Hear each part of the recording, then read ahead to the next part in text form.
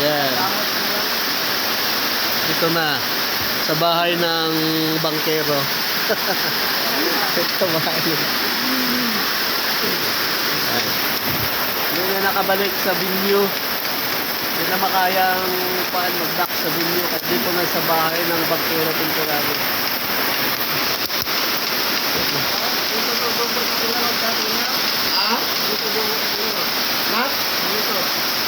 Siya. Ngayon, stop ang ulan sa kahangin. Dito yung safe na nakadak yung iba. Sa ibang area, hindi nakadak. Lakas ng alon.